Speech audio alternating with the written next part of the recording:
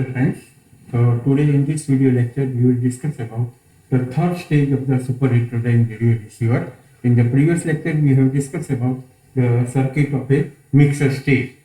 So mixer stage is producing a intermediate frequency. It's producing the intermediate frequency that is known as the IF of a super heterodyne radio receiver. Normally for the AM receiver, this IF frequency is a 455 kilohertz. So that signal is coming from this mixer stage, and this intermediate frequency contains the same information which was received by the radio receiver. So here if you see at the input, the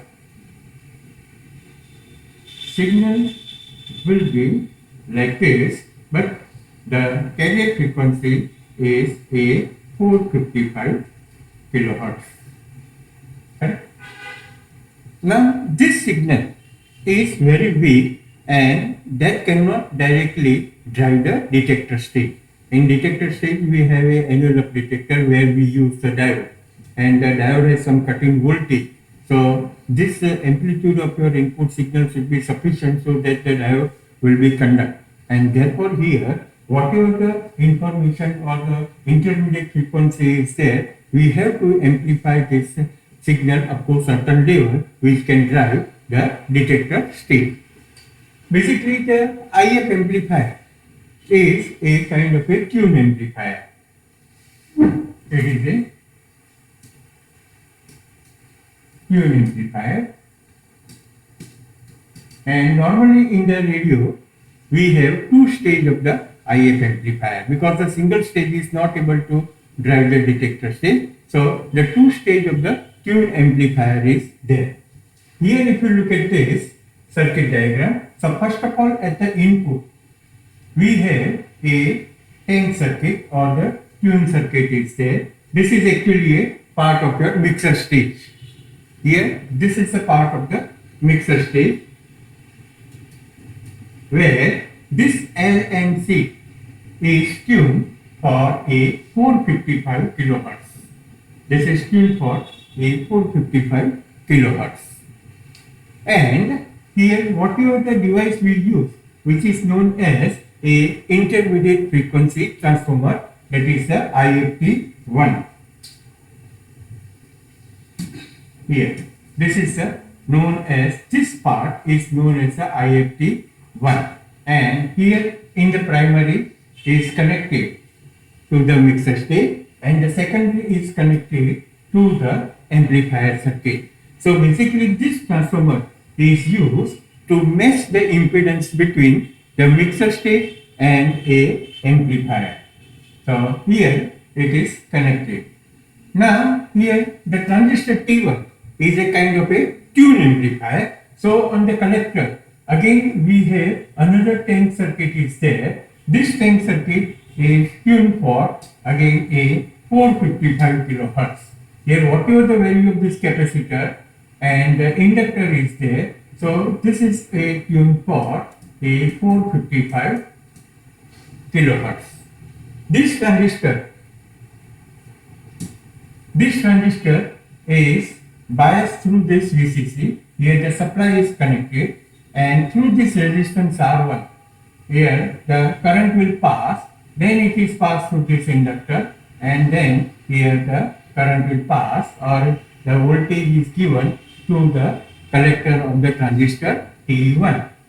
This resistance RE and CE, it is used for the self-biasing of a transistor. Then at the input here we have to bias the, we have to give some voltage for the biasing on the base of the transistor. So whatever the supply is there, this through this resistance R3, this base voltage is given to the transistor T1. Here resistance R3 and this resistance R6, that is a working as a potential divider circuit. And in a receiver we know that there is a facility of a AGC circuit, that is known as the automatic gain control, and this AGC voltage is coming from the detector stage. So basically here we have to apply the reverse AGC. So whenever the input signal is very strong, then this AGC voltage will be a more negative, and that will give you a more reverse bias on the transistor T1, so that the gain of the amplifier here, the gain of the amplifier will decrease. If the input voltage, if my signal, received signal is weak, so that will produce the less amount of the AGC voltage. So this transistor will be less reverse bias, so the gain of the amplifier is going to increase. Then here, again in the collector, we have 10 circuit already mentioned, which is tuned for the 455 kilohertz. But we are using a transformer. And again, this transformer is used for the impedance matching purpose. So here we have IFT2, that is intermediate frequency transformer 2, and that will match the impedance, output impedance of this amplifier with the input impedance of the second stage of the amplifier. This impedance is going to be very high, that input impedance is going to be low. So here we have to use a step down transformer will be there. Step down transformer is there, and the tank circuit is tuned for a 455 kilo. So here at this point, if you look at this, then this signal is amplified in this way. Here we have this amplified signal, and that is going to be appear on the base of the transistor, the second stage. And then if you see the biasing, then again here we have a RECE, which is connected to the emitter terminal of the transistor, will provide a self biasing. On the collector, it is a tune amplifier. So on the collector, we have another tune circuit is there, and this tune circuit is tuned for a 455 kilo. So whatever the value of the inductor and the capacitor is there, which will be tuned a 455 kilohertz. And the collector is getting a supply. Collector is getting the supply through the resistance R2. So the VCC is here, resistance R2, which is connected to the tank circuit, tune circuit, and from this here the collector is getting a supply. So there will be a flow of the collector current in this manner. Then here, this resistance R4 and R5, you can see the R4 is connected to the VCC and the R5 is connected to the ground. So this will provide a potential divider circuit. So here you will get some voltage. This voltage will bias a transistor, bias the base of the transistor through this inductor.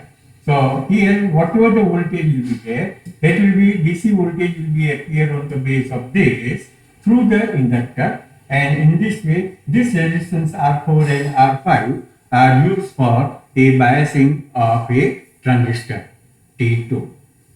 So here the output of the first stage is given to a second stage of the amplifier circuit.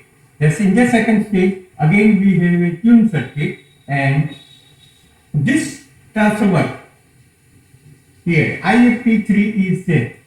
This IFT3 is match the impedance between whatever the output impedance of this amplifier is there, and the next stage is a detector stage.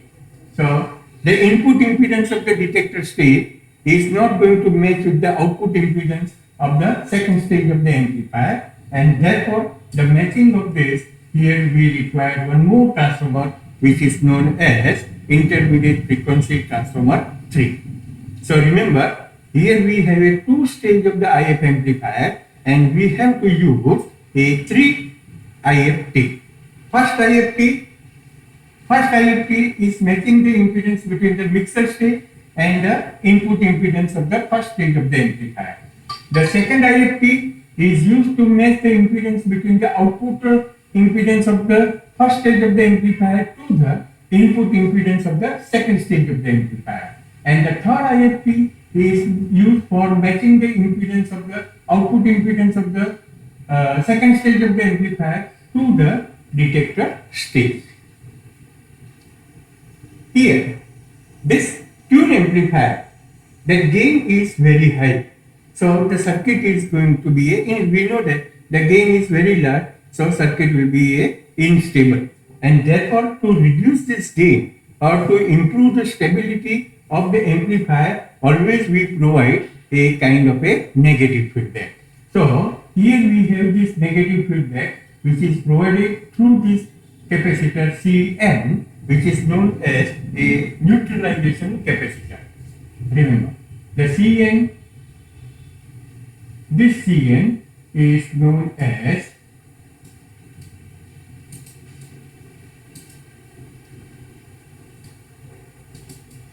and here you can see this capacitor is connected. This is the output of your amplifier and this one is the input of the amplifier. So from the output to the input, the capacitor is connected, which provides a kind of a negative feedback. Same way in the first stage also. This is the output part of the first stage of the amplifier, when here this is the input part. So in between the capacitor Cn is connected, so that will also provide a negative feedback. So the neutralization capacitors are used to improve the stability of the amplifier. Basically, whatever the IF amplifier is there, this IF amplifier will provide you the sensitivity. Remember, sensitivity and the selectivity of the receiver. Most of the sensitivity and the selectivity is provided by the IF amplifier. Here, the bandwidth of this IF amplifier, will be a plus or minus 5 kilohertz, or you can say it is a 10 kilohertz is there.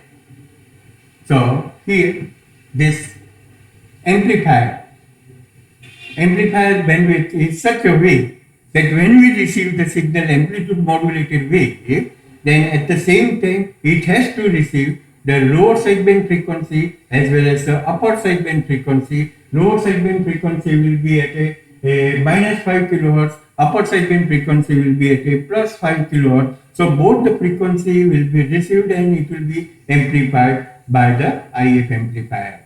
So the bandwidth of this amplifier should not be very large. If it will be a more than a plus or minus 5 kilohertz, then the selectivity will decrease. And if it will be a less than this 5 kilohertz, then the selectivity will be very high, so that will cut down the sideband frequency and you will not able to receive the information.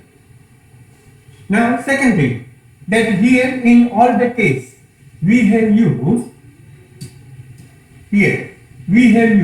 a single stage tune circuit, means the tuning section is only in the primary. Here also you can see the tuning section is only in the primary. Sometimes we can also use a tuning section in the secondary, means we can connect one more capacitor parallel to the secondary inductor. So that is known as a double tune circuit. Here, when we add this capacitor, then this is known as a double tune circuit. Here also you can add one more capacitor. One more capacitor will be there. So double tune circuit. The advantage of the double tune circuit is that the gain of the amplifier is going to be very high and you can have a flat response like this. Here remember,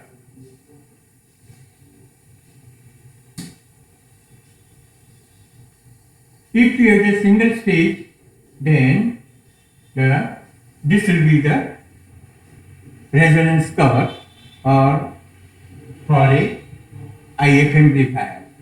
But if you have a double tune circuit, then this curve will be T. So this part is going to be a flat, and where, here remember, this will be a my LSB, and this part will be a USB, as well as the gain of the amplifier is also increasing. So this is the advantage of using a double tune circuit in the IF amplifier. So basically the sensitivity and the selectivity depends on what is the gain and the bandwidth of the IF amplifier. For the AM receiver, the bandwidth of this IF amplifier is plus or minus 5 kilohertz. In some of the book it is written a plus or minus 3 kilohertz, but basically the AM system has a bandwidth of a 10 kilohertz. So you have to consider the bandwidth of the IF amplifier should be a plus or minus 5 kilohertz. That means basically it will be a 10 kilohertz. Now the thing is that in a super heterodyne receiver, why we have to use only a 455 kilohertz? That why the intermediate frequency is a 455 kilohertz. We cannot select a 10 kilohertz or we cannot select a 1 megahertz, but why it is why the IF frequency is a 455 kilohertz. So there are certain reasons. So let us see the why we have to select this a 455 kilohertz. Okay, so if we see the first reason, that if the IF is too high, means if it will be more than a 455 kilohertz, then we have poor selectivity, poor adjacent channel rejection. Why we have a poor selectivity? Here if you see the bandwidth in a bandwidth of a resonance circuit, it is given by a resonance frequency divided by Q. In our case, a resonance frequency means we consider our intermediate frequency IF, and it is divided by Q. So intermediate frequency here, if this intermediate frequency is too high, then what will happen? The bandwidth will be also large. If the IF will be high, then the bandwidth will also be large. So now if the bandwidth will be large, then what will happen? So try to understand this curve here. If this bandwidth is large, then this is my signal frequency, Fs will be there. Then whatever the adjacent channel is there, adjacent channel means the nearest frequency of another transmitter. So this adjacent channel F dash is here, this is a F double dash is there. So bandwidth is large, so this adjacent frequency will be also entered into the radio receiver, and that is known as a poor adjacent channel rejection. So actually this adjacent frequency has to be rejected, F dash and F double dash has to be rejected, but the IF is large, bandwidth will be large, so the side frequency will be also entered into the radio receiver. Okay, now what is the another reason? That the high value of IF increases the tracking difficulty.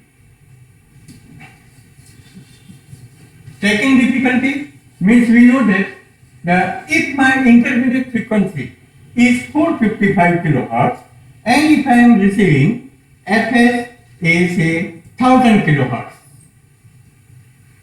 and at that time my oscillator frequency should be a 1455 kilohertz, so that will give you a intermediate frequency of a 455 kilohertz, correct? But now if I will increase the intermediate frequency, then what will happen? That when we change the signal frequency, then the parallelly your oscillator frequency will not vary exactly by amount of 455 kilohertz, and that already we have discussed in case of the tracking error. That in tracking error we have a two tank circuit. One of the tank circuit at the input is there where we have a variable capacitor. Another tank circuit is in the local oscillator, and here the local oscillator capacitor is CO, this is my input capacitor CS, and both the capacitors are mechanically connected. Remember, they are mechanically connected. So if I will change the CS, then simultaneously CO will also change. But if this frequency is very high, then what will happen? If slight difference between the CS and the CO will be there, then there will be a large difference in the frequency. So if the difference between the signal frequency and the oscillator frequency will be less, then it is easy to track the signal frequency.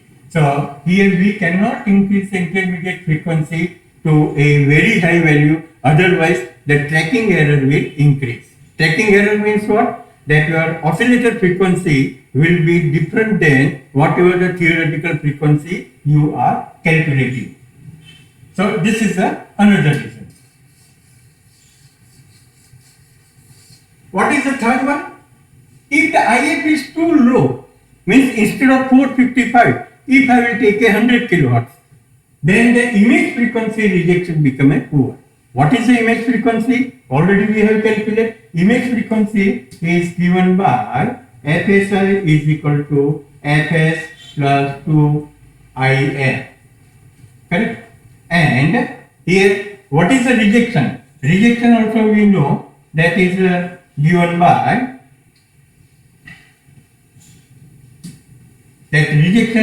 given by a under root of 1 plus rho square into q square. What is rho? That is the FSI by Fs minus Fs by FSI.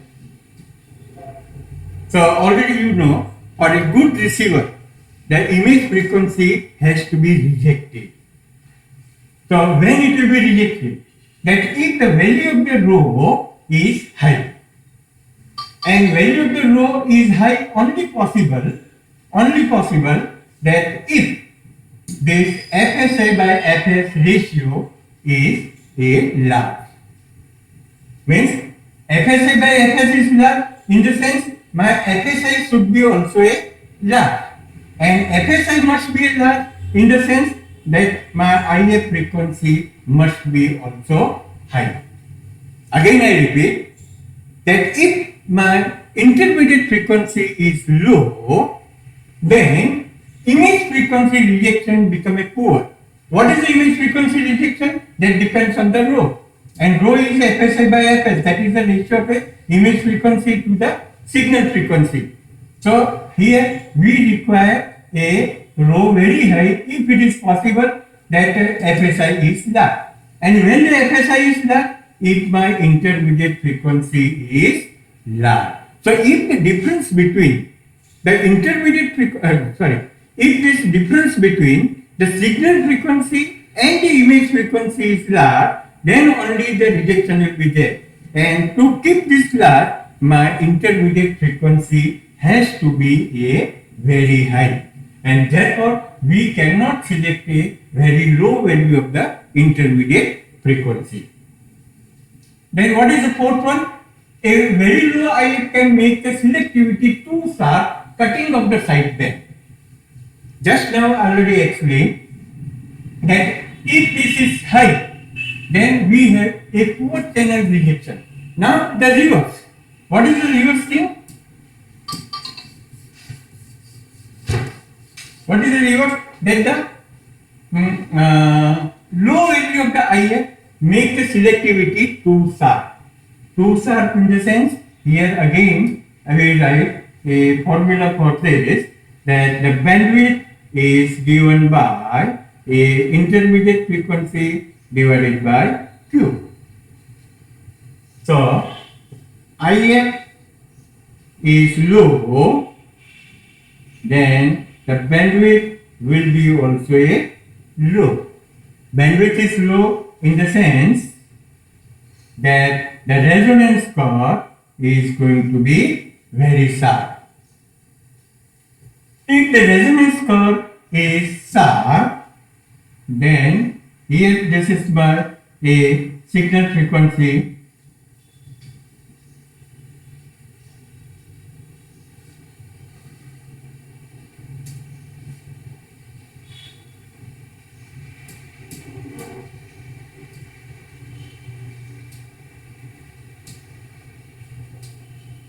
here my signal frequency fs is there. Now it is an amplitude modulated wave, so it has a lower sideband and the upper sideband. So somewhere here we have a LSB and somewhere here we have a USB.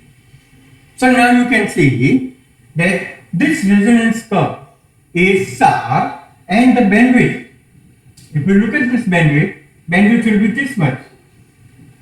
So whatever the upper sideband frequency and the lower sideband frequency is there, that is out of the range of the bandwidth. So you are not able to receive the information. So the low IF will make the selectivity curve very sharp, and due to that you are not able to receive the information. And that's why the intermediate frequency should not be very high, it should not be very low also. Now IF must not fall in the tuning range of the receiver. What is my tuning range?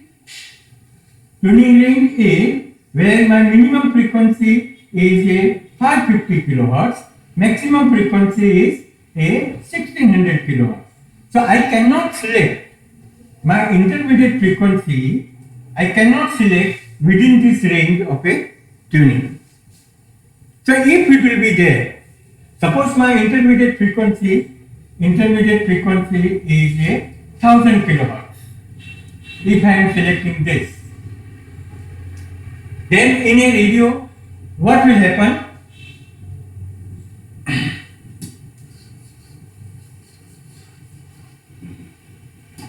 In the radio, here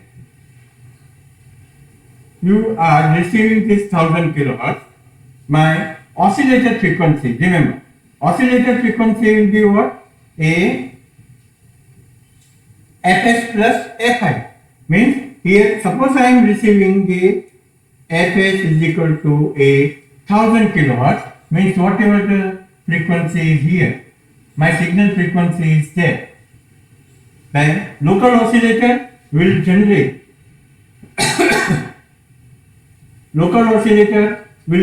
the 2000 kilohertz, and my intermediate frequency IF will be a 1000 kilohertz. Try to understand that if intermediate frequency is 1000 kilohertz, which is within the range of this AM band, and if I am tuning a 1000 kilohertz at the input through a antenna, so it is generating a 1000 kilohertz at the output. Now this signal is very strong because it is amplified signal. Then here this signal may be picked up by the antenna, because antenna is very sensitive. So if some kind of the radiation will be there, it will be received by the antenna. So this 1000 kilohertz will be again entered into this radio. Your signal frequency will also enter into this radio. But this signal frequency is weak. And this IF is very strong. So here we have a kind of a positive feedback, and due to the positive feedback, it will be converted into a oscillator. And that's why here, due to the oscillation, you will have a whistling in the radio. So you cannot keep your intermediate frequency between the 550 to 1600 kilohertz. Okay? So by considering all these points, we have to consider IF frequency not very high, not very low. It should not be within the range of a receiving frequency, and therefore here the standard AM broadcast receiver, the IF is a 455 kilohertz, because my minimum frequency here, remember here my AM band is starting from a 500 kilohertz. So intermediate frequency is near to this, which is not inside the tuning range. It is a high also, and it is not very low also. And that's why the intermediate frequency is selected as a 455 kilohertz. Then in a different system, in a different communication system, we have a different intermediate frequency. In a standard AM receiver, means what we use for receiving the signal, then intermediate frequency is a 455 kilohertz or it will be a 465 kilohertz. In India, whatever the super Heterodyne receiver we have the intermediate frequency of a 455 kilohertz, but in foreign country, the receiver has a 465 kilohertz. If we have a FM receiver, FM means frequency modulated, FM receiver, then in that case the IF is a 10.7 megahertz.